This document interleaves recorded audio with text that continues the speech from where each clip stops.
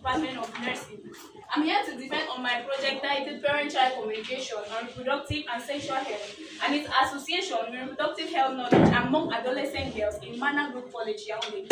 My work runs from introduction to recommendation.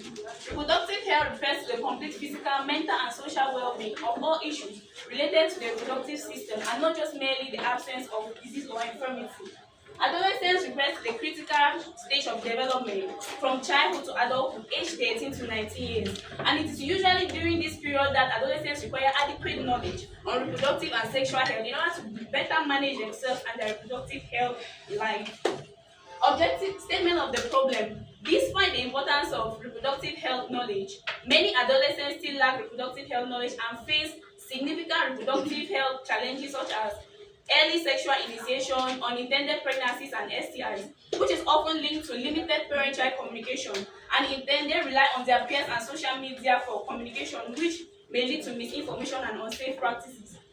Objective of my study. The main objective of my study was to assess the relationship between parent-child communication and reproductive health knowledge among adolescent girls. Specific objectives were as follows: to examine the frequency, content, and quality of parent-child communication among adolescent girls and their parents, and to examine or investigate the level of reproductive health knowledge among adolescent girls. For this study, I used a school-based descriptive cross-sectional design. My study was carried out in a secondary school by name Mana Group College.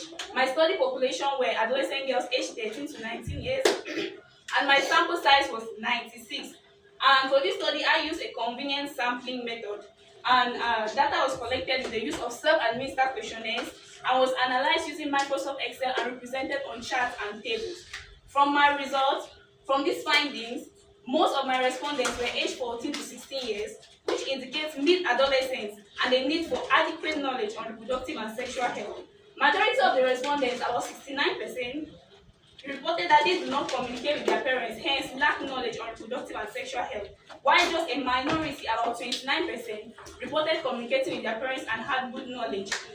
Therefore, to conclude, parent-child communication is low, hence low reproductive health knowledge among adolescent girls, while better communication fosters reproductive health knowledge among adolescent girls.